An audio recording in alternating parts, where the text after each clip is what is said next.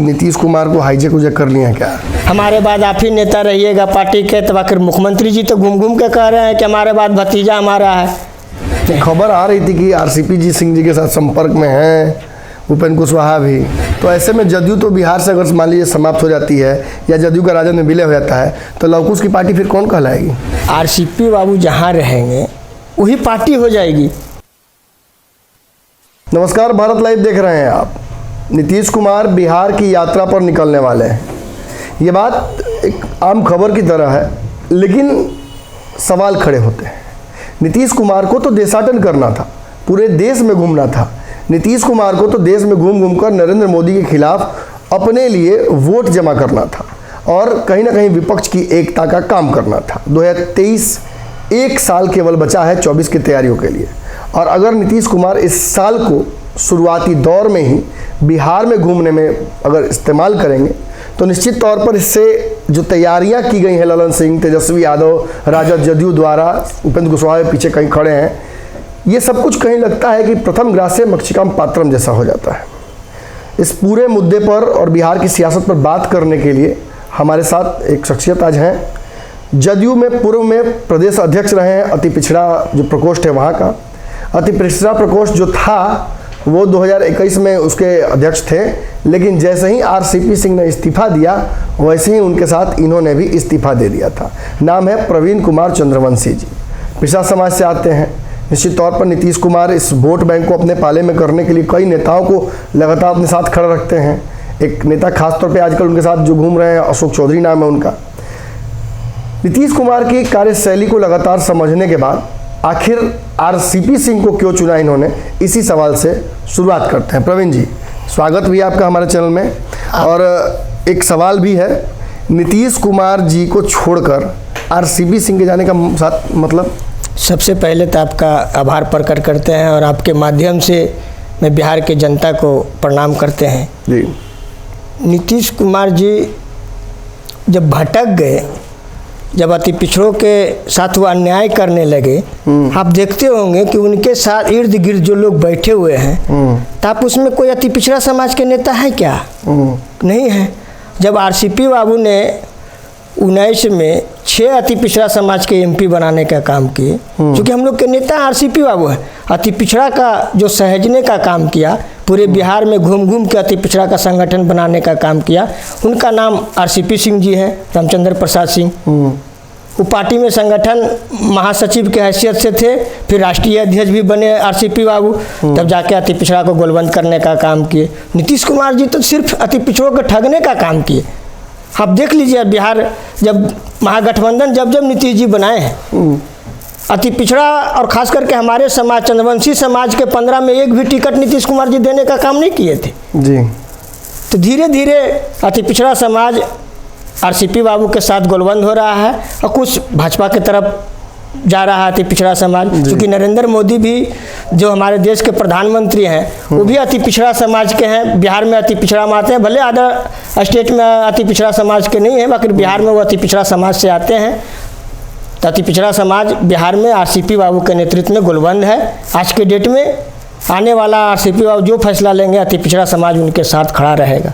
आपसे मैंने सवाल पूछा कि नीतीश जी को क्यों छोड़ दिया आपने और आरसीपी सिंह जी को क्यों चुना, आपने एक अच्छा जवाब दिया उसका।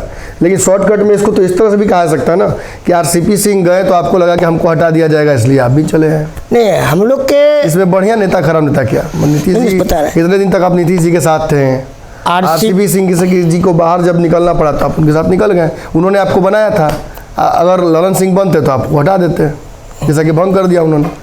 जब आरसीपी बाबू राष्ट्रीय अध्यक्ष बने तो कमेटी का जब विस्तार हुआ तो हम एक साधारण कार्यकर्ता, हम गांव में उस समय थे, फोन करके कहें कि तुमको राष्ट्रीय प्रदेश के अध्यक्ष अति पिछड़ा को बना देते जी। चूँकि हम लोग साधारण हैं ना, हमारे पास कुछ है, हम लोग पार्टी के कार्यकर्ता थे, पुराने कार्यकर्ता थे समता पार्टी से। तो आरसीपी बाबू ने देखा कि जो काम करने वाले कार्यकर्ता वो हाशिए पर है, उसको बनाने का काम किया जी।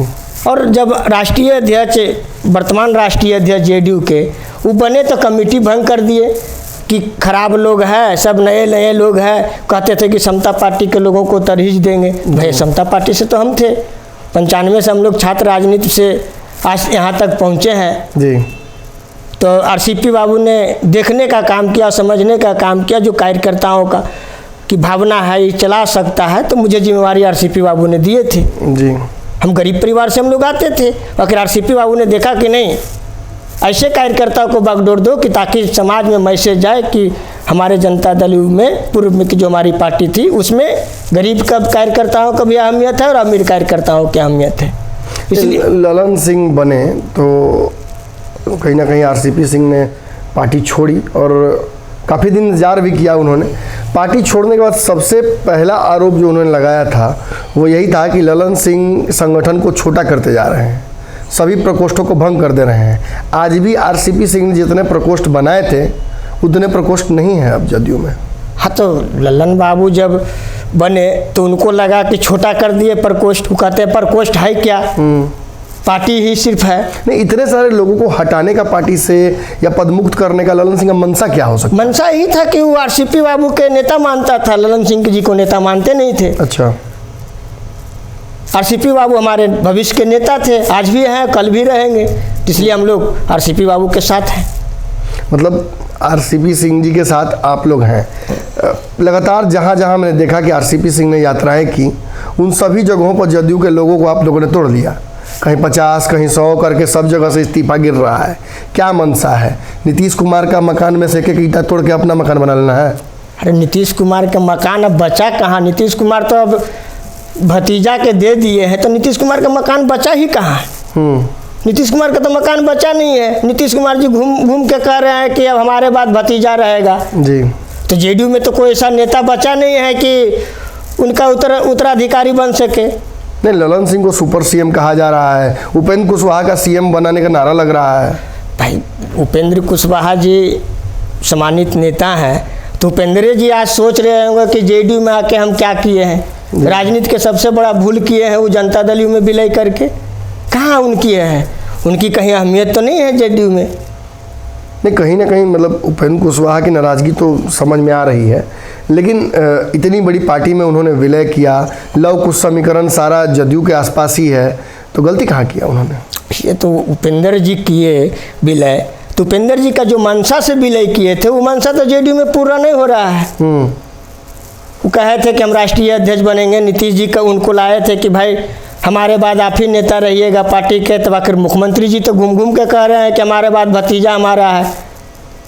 जी, मतलब क्या लगता है पूरी ललन सिंह नीतीश कुमार को हाईजेक उजेक कर लिए हैं क्या? पूरे तौर से नीतीश कुमार जी को 5 रत्न हैं, 5 रत्न हाईजेक कर ले हैं।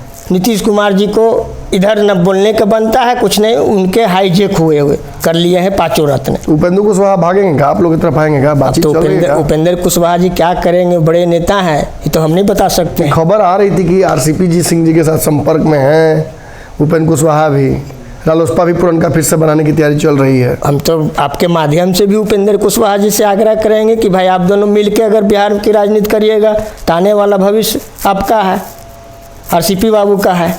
अब नीतीश जी अपनी पार्टी का विलय करना चाहते हैं, ये भी खबर आया था। तो ऐसे में जदयू तो बिहार से अगर मान लीजिए समाप्त हो जाती है या जदयू का राजद में विलय हो जाता है तो लवकुश की पार्टी फिर कौन कहलाएगी? आरसीपी बाबू जहाँ रहेंगे वही पार्टी हो जाएगी। जनता दल में 15 सालों में आरसीपी बाबू ने बूथ स्तर तक कार्यकर्ताओं के खड़ा करने का काम किया। आज वही कार्यकर्ता जहां आरसीपी बाबू जा रहे हैं, सभी कार्यकर्ता आरसीपी बाबू को कार्यक्रम करवा रहा है, नेता मान के उनको कार्यक्रम करवा रहा है। भविष्य है बिहार के हमारे। अगर ये वीडियो पसंद आई और वह बिहार के राजनीति और बिहारियत से सरोकार रखेनी तो सब्सक्राइब बटन दबा के चैनल के सब्सक्राइब कर ली। ओजे एगो घंटी बा, ओकरा बटन दबा देला से कुल सटीक और मारक खबर रुआ मुफ्त में मिल जाई। अगर रुआ पत्रकारिता के हमनी के नया प्रयोग में सहयोग कर चाहतानी तो ज्वाइन बटन दबा दी। पेटीएम नंबर नोट कर ली 9386816700। धन्यवाद।